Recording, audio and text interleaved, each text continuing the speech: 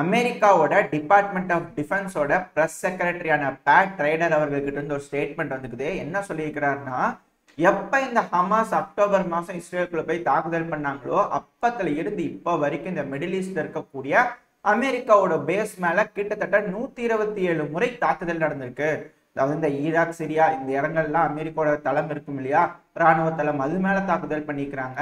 இந்த ஈரான் பேக்டா இருக்கட்டும், ஈரான் லெட்டா இருக்கட்டும், அப்புறம் சில அமைப்புகள்லாம் சொல்றாங்க இல்லையா, அவங்களாம் இது போல தாக்குதல் பண்ணிக்கிறாங்க அப்படின்ற குற்றச்சாட்டை அமெரிக்க தரப்புல இருந்து வச்சுக்கிறாங்க. இதனால மிகப்பெரிய பதிலடி அமெரிக்கா கொடுத்துருவாங்க இந்த பிராந்தியத்துல அப்படிங்கிறது ஒரு கேள்விதான். அமெரிக்காக்கு இப்போதைக்கு இந்த இடத்துல பிரச்சனை பெருசாக கூடாது. ஏன்னா எல்லா பக்கத்துலயும் பிரச்சனையை பெருசாக்கணும் அப்படிங்கிற ஒரு நோக்கத்துலதான் இந்த ரஷ்யாவும் சைனாவும் பண்ணிட்டு இருக்கிறாங்க. எல்லாத்தையும் மூட்டி விட்டே இருக்கிறாங்கப்பா அப்படிங்கிற ஒரு குற்றச்சாட்டு சில அனலிஸ்ட் தரப்புல இருந்து வருது. ஆனா சில அனலிஸ்ட் என்ன சொல்றாங்கன்னா, இல்லைங்க, அவங்க செஞ்சுக்கிறாங்கல்ல, அதோட எதிர்வினை இத்தனை நாளா எப்ப கொடுக்கலாம்னு மக்களுக்குள்ள இருந்துச்சு. இப்ப வசமா சிக்கிச்சு செய்யலாம் அப்படின்னு எல்லாரும் ட்ரை பண்ணிட்டு இருக்காங்க. எப்படி இந்த நார்த் கொரியா வாண்டடா இந்த எல்ஓசியில ஆர்ட்லரி செல்களை பயன்படுத்திட்டு சுட்டு பார்த்து ட்ரில் பண்ணிட்டு, லைவ் ட்ரில் பண்ணிட்டு, நான் பண்றேன்றதுக்காக இதையாவது நீ பண்ணியாக்கம் குண்டு தூக்கி நேரம் மண்டை மேலேயா போட்டுரு அப்படிங்கிறதோட நார்த் கொரியாவது மிரட்டுறாங்க இல்லையா. செக்யூரிட்டி இதெல்லாம் தூக்கியாச்சு, இந்த சேஃப்டிக்காக வச்சுப்போம்ல, அந்த பேட்ச் எல்லாம் தூக்கியாச்சு. ஒரு சின்ன ஒரு எஸ்கலேஷன் நடந்தாலும் நாங்கள் உள்ள பூந்துருவோம் அப்படிங்கிறது போல நார்த் கொரியா தரப்பு வந்து மிரட்டுறாங்க. வரைக்கும் சவுத் கொரியா தரப்புல எதுவும் பெருசா செஞ்ச மாதிரி செய்திகள் வரல. ஆனால் இந்த பதிவு ரெக்கார்ட் பண்ணிட்டு இருக்கிற வரைக்கும் என்ன செய்யறாங்க பொறுத்திருந்து, ஏதாவது பலமா செய்வாங்களா அப்படிங்கிறத பொறுத்திருந்து பார்ப்போம். ஏன்னா பல நாடுகளும் வா சண்டைக்கு வா, வாண்டடா வா அப்படின்றது மாதிரி கூப்பிட்டு இருக்கிற மாதிரி தெரியுது. அதுவும் இந்த ஈரான்ல கூட போன பதிவுல பார்த்துருப்போம், ஒரு மிகப்பெரிய வெடி விபத்து நடந்திருக்கு ஒரு ஃபேக்டரியிலன்னு.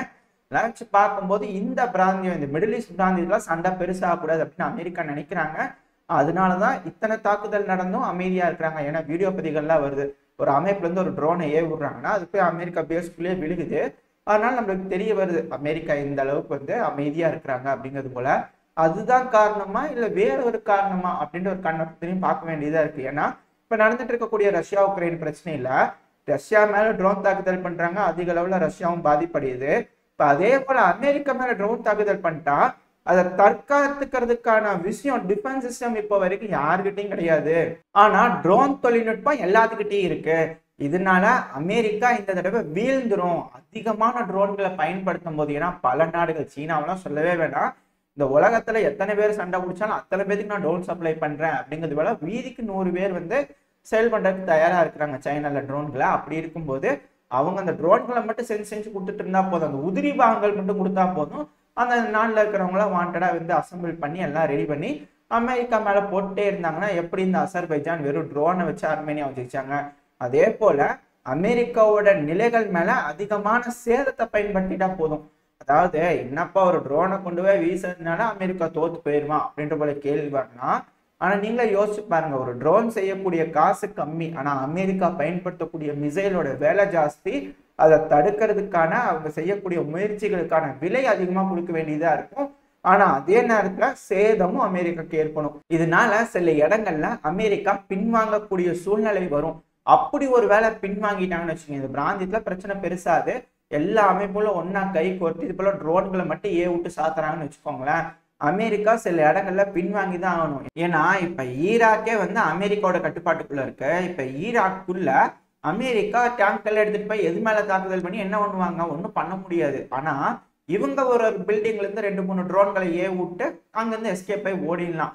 இது போல பண்ணும்போது அமெரிக்காக்கு இழப்புகள் அதிகமா இருக்குமே தவிர அமெரிக்கானால பெருமளவுல இழப்புகளை இதுக்கு மேல ஈராக்ல எதுவும் பண்ண முடியாது. அதுக்கு பதிலாக ஈரான்ல ஏற்படுத்தலாம். இப்ப அமெரிக்கா ஒரு போர் ஃபுல் ஃபிளெஜ்டு வார் ஈரான் மேல அடிச்சாங்கன்னா ஈரான் தோக்கிறதுக்கு வாய்ப்பு இருக்கு. ஆனா ஈரான் அவங்க கிட்ட இருக்கிற பல ஆயுதங்களை பயன்படுத்தி அதிகமான சேதங்களை அமெரிக்காக்கு ஏற்படுத்துவாங்க.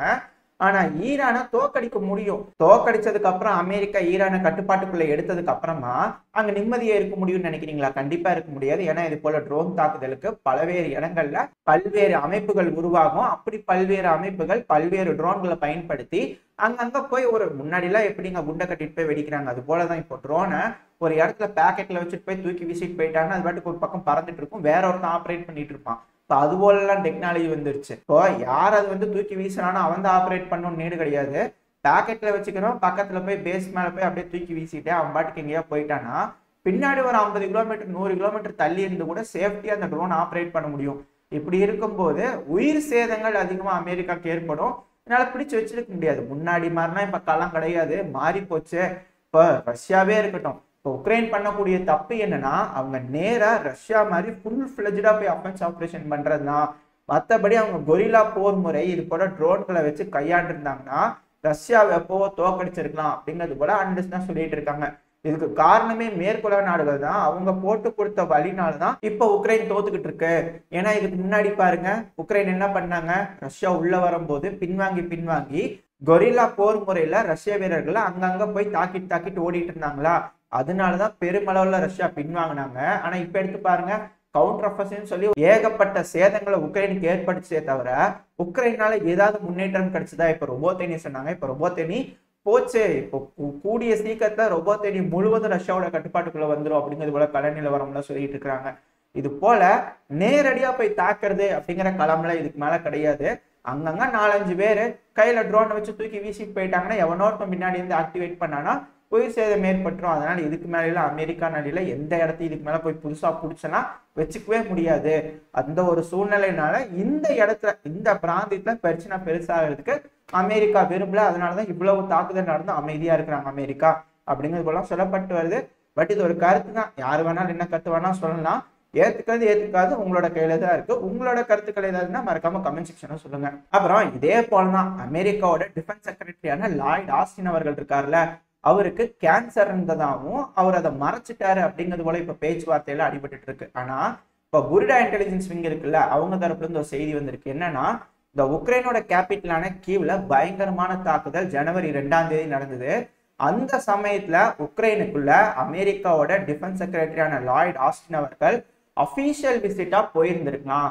அப்படி போகும்போது அவரு மேல தாக்குதல் நடந்திருக்கு, மேபி குண்டடிப்பட்டிருக்கலாம். அந்த ஒரு காரணத்தினால அவர் எப்படியோ அங்கிருந்து மீட்டு கொண்டு வந்து அமெரிக்காவோட ஹாஸ்பிட்டல்ல சேர்த்துட்டாங்க. அதனாலதான் 2ஆம் தேதி ஜனவரிக்கு மேல இப்ப வரைக்கும் லாய்ட் ஆஸ்டின் அவர்கள் எந்த ஒரு பிரஸ் மீட்டுக்கும் வரல. திடீர்னு ஆஸ்பத்திரிக்கு போயிட்டாரு, கேட்டா கேன்சர் முத்தி போச்சுங்கிறாங்க. இதெல்லாம் ஏத்துக்கிற மாதிரி இல்ல. ஏன்னா உக்ரைனுக்குள்ள எந்த ஒரு நேட்டோ அபிஷியல்ஸும் இல்ல. நேட்டோவை பொறுத்த வரைக்கும் சரி, அவங்க எந்த ஒரு அபிஷியல்ஸையும் நேரா உக்ரைனுக்குள்ள அனுப்பிச்சு வைக்கல. நேட்டோவோட படைகள் உக்ரைனுக்குள்ள இல்ல. ஃப்ரீ லீஜியனா சொல்லிட்டு போறாங்களே தவிர ஒரு அபிஷியல் உள்ள போய் உக்ரைனுக்கு இந்த போர்ல உதவுறாங்க அப்படிங்கிறது கிடையாது. அப்படித்தான் மேற்குலக நாடுகள் நம்பிட்டு இருக்கிறாங்க, அப்படித்தான் உலகத்தையும் நம்ப வச்சுக்கிட்டு இருக்காங்க. இப்படி இருக்கும்போது டிஃபென்ஸ் செக்ரட்டரியான லாய்ட் ஆஸ்டின் அவர்கள், டிஃபென்ஸ் மினிஸ்டர் உள்ள போய் உக்ரைனுக்கு ஏதாவது ஒரு டீலிங் போடுறாரு, மறைமுகமா டீலிங் போடலாம். ஆனா இது போல போடும்போது கையங்களவமா மாட்டிட்டாங்கன்னா என்ன பண்றது? அதனால ஏன்னா ரஷ்யா அப்படிதான் குற்றச்சாட்டு வச்சு கேட்கிறாங்க. அடிக்கடி நேட்டோ ஆபீசர்ஸ், நேட்டோட ஆபீசர்ஸ்ல உள்ள இருக்கிறாங்க, உக்ரைனுக்கு உதவி பண்ணிட்டு இருக்கிறாங்க, நாங்க அதனால இந்த பில்டிங் தாக்கிட்டோம் அப்படிங்கிறது போல குற்றச்சாட்டு ரஷ்யா கிட்ட இருந்து பல மடங்கு வருது. ஆனா அது எல்லாத்தையுமே நிராகரிச்சுட்டே இருக்கிறாங்க நேட்டோ தரப்புல இருந்து.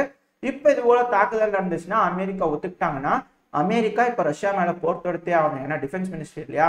அது மட்டும் இல்லாம நேட்டோ இப்ப உக்ரைனுக்குள்ள வந்துருச்சு, அவங்க உதவி பண்ணிட்டு இருக்கிறாங்க அப்படிங்கிறது வெட்ட வெளிச்சம் ஆயிரும்.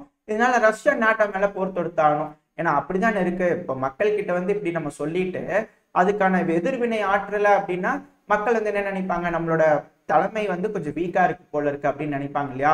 அதனால ஆட்சி மாற்றம் வரும், ஏகப்பட்ட பிரச்சனை வரும். அந்த ஒரு காரணத்தினால டிஃபென்ஸ் மினிஸ்டரான லாய்ட் ஆஸ்டின் அவர்களுக்கு உக்ரைன்ல காயம் ஏற்பட்டிருக்கு அப்படிங்கிறது போல சில போலி தகவல்கள் வந்துகிட்டு இருக்கு. இது போல யாராவது உங்ககிட்ட சொன்னாங்கன்னா சென்ட்ரல் டிஃபென்ஸ்ல முன்னாடியே சொல்லிட்டாங்க, இது போலி செய்தியாமா அப்படிங்கிறது போல நீங்க சொல்லிக்கலாம் இல்லையா. ஏன் இதை சொல்றேன்னா விழிப்புணர்வு பர்பஸ்க்காக சொல்றேன். நாளை பின்ன யாராவது சொன்னாங்கன்னா நம்ம சேனல்ல முதலியே பார்த்துருக்கணும் இல்லையா, அதனால அது போல சொல்லிக்கலாம் இல்லையா. அதுக்காக இது ஒரு இன்ஃபர்மேஷன், ஃபால்ஸ் இன்ஃபர்மேஷன் சுத்திட்டு இருக்குது, அதனால பாத்துக்குங்க, சூதானமா இருந்துக்குங்க அப்படிங்கிறதுக்காக ஒரு விழிப்புணர்வு தான். ஓகேங்களா. இப்போ உங்களோட கருத்து என்னவா இருக்கும் இதுல இருந்து? உண்மையாலுமே அமெரிக்காவோட டிஃபென்ஸ் செக்ரட்டரியான லாய்ட் ஆஸ்டின் அவர்கள் உக்ரைனுக்குள்ள போயிருப்பாரா இல்ல போயிருக்க மாட்டாரா? அதுக்கப்புறம் பதிவுகள் கேட்டிருந்தீங்க, கீவ்ல நடந்த அட்டாக் இருக்குல்ல அதை ஏன் போடல அப்படின்னு சொல்லிட்டு. அதுல சில சிசிடிவி ஃபுட்டேஜ் எல்லாம் இருக்கு, அது போக சில காட்சிகளை பதிவு பண்ணியிருப்பாங்க, அதை நான் காட்டுறேன். சில இடங்கள்ல ஒரு ட்ரோன் போய் விழுகுது, ஒரு மிசைல் போய் விழுகுதுன்னா, ஒரு இடத்துல வெடிச்சதுக்கு அப்புறம் செகண்ட் டைம் வெடிக்குதுன்னா அந்த இடத்துல ஏதோ ஒரு வெடி மருந்துகள் இருக்கலாம், இல்ல கேஸ் பிளான்ட் இருக்கலாம், இல்ல ஏதோ ஒரு கேஸோட விஷயம் இருக்கலாம். ஆனா அது எந்த வீரியத்துல வெடிக்குதுங்கிறத பொறுத்து அந்த இடத்துல என்ன மாதிரியான ஆயுதம் இருக்கு அப்படிங்கிறதோட சொல்லுவாங்க. ரெண்டாவது, ஒரு மிசைல் போய் விழுந்து வெடிக்கும் போது ஒரு பிரம்மாண்டமான வெடி விபத்து ஏற்படுது, ரொம்ப தொலை தூரத்துல இருந்து பார்க்க முடியுதுன்னா கண்டிப்பா அங்க ஆயுதங்களை பதுக்கி வச்சுக்கிறாங்க. அப்புறம் ரொம்ப நேரம் தீப்பிடிச்சு எரியுது அப்படின்னா அந்த இடத்துல என்னமோ இருக்கு அப்படிங்கறதா அர்த்தம். யதார்த்தமான உண்மையா தான் நான் நார்மலா சிவிலியன் வாழும் பில்டிங்லாம் போய் கொண்டு தூக்கி போட்டீங்கன்னா அது அப்படியே சரிஞ்சு விழுக்குமே தவிர ஒரு மிக பிரம்மாண்டமான வெடிசத்தத்தோட ஒரு தீ பிளம்போலாம் வெடிக்காது. நம்ம இஸ்ரேல் காசா போர்லாம் பார்த்துக்கிறோம் இல்லையா, இஸ்ரேல் போடும்போது காசாக்குள்ள எங்கேயுமே பெரிய வெடி விபத்து ஏற்பட்டுன்னு சொல்ல முடியாது, தீப்பிடிச்சு எரிஞ்சிருச்சு அப்படின்னா சொல்ல முடியாது. ஏன்னா அந்த பில்டிங்ல அப்படியே சரிஞ்சு தரமட்டமா ஆகுமே தவிர ஒரு பெரிய வெடி விபத்தோட ஏற்படாது. ஏன்னா காசால அந்த மாதிரியான ஆயுதங்கள் கிடையாது. அதை தான் உதாரணமா இந்த இடத்துல நீங்க வச்சு பார்த்தீங்கன்னா உங்களுக்கு புரியும். இதை வச்சுதான் சொல்லுவாங்க அந்த இடத்துல ஏதோ ஒரு ஆயுத கிழங்கு இருந்திருக்கு அப்படின்னு. பட் அது எல்லாமே நம்மளோட கூற்றுகள் தானே தவிர உறுதி செய்யப்பட்ட தகவல்கள்லாம் கிடையாது. ஏதை சொல்றேன்னா நம்ம ஒரு பதிவுல சொல்லியிருக்கோம், இது போல பின் பாயிண்ட் அக்யூரசியில ரஷ்யா தாக்கியிருக்காங்கன்னு. அதே போலதான் இப்போ தாக்குதல் பண்ணும்போது மிகப்பெரிய வெடிசத்தோட வெடிச்சிருக்க சில செய்திகள் ரஷ்யா சோர்ஸ் இருந்து வர சில செய்திகள் அப்படிதான் சொல்லப்பட்டுச்சு. அதனால நம்ம அதை சொல்லியிருக்கோம். அது கூடவே இது போர் சூழல், எது உண்மை எது பொய்ன்னுலாம் நம்மளால சொல்ல முடியாது, ஆராய முடியாது. சொல்றாங்க கேட்டு வந்து சொல்றோம் அவ்வளவுதானே தவிர நீங்க தான் அலசி ஆராய்ஞ்சு எது சரியா இருக்கும் அப்படிங்கிற இதை எடுத்துக்கணும், அவ்வளவுதானே தவிர மற்றபடி எதுவும் இல்லை. இதோட இந்த பதிவை நம்ம முடிச்சுக்கலாம். இந்த பதிவு எப்படி இருந்துச்சு, உங்களுக்கு பிடிச்சிருக்கா, பிடிச்சுனா லைக் பண்ணிட்டு உங்க ஃப்ரெண்ட்ஸ் அண்ட் ஃபேமிலியோட ஷேர் பண்ணிக்கோங்க. அது கூடவே மறக்காம இந்த பதிவு எப்படி இருந்துச்சுன்னா உங்களோட கருத்துக்களை கமெண்ட் செக்ஷன்ல சொல்லிடுங்க.